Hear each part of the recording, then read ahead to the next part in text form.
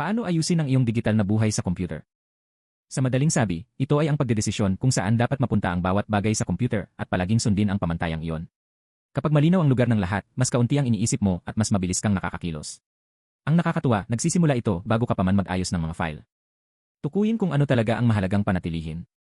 Bago mag-ayos, mainam na paghiwalayin ang kapaki-pakinabang sa mga bagay na espasyo lang ang inuubos.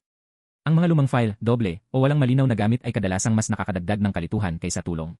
Ang paunang pagsasala na ito ang naghahanda sa maayos at makabuluhang organisasyon. Gumawa ng lohikal at madaling hulaan na istruktura ng mga folder.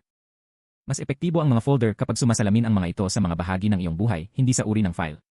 Trabaho, pag-aaral, pananalapi, at personal ay mga halimbawa na madaling makilala. Sa ganitong paraan, palagi mong alam kung saan magsisave ng bago nang hindi na masyadong nag-isip. Gumamit ng malinaw na mga pangalan para mabilis mahanap ang lahat.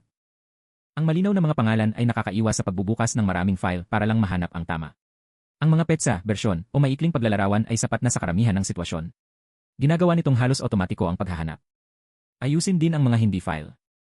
Ang mga email, download, at tala ay sumusunod sa parehong lohika ng malinaw na mga kategorya. Kung may dumarating sa iyo sa pamamagitan ng computer, kailangan itong magkaroon ng tiyak na destinasyon. Kapag konektado ito sa mga folder, nagiging natural ang daloy. Gumawa ng maikling routine sa pagpapanatili. Ang organisasyon ay hindi isang beses lang na gawain, kundi isang simple at mabilis na gawi. Ilang minuto bawat linggo ay sapat na para maiwasan ang pagdami ng digital na kalat. Pinapanatili ng pag-aalaga na ito ang sistema nang hindi nangangailangan ng effort.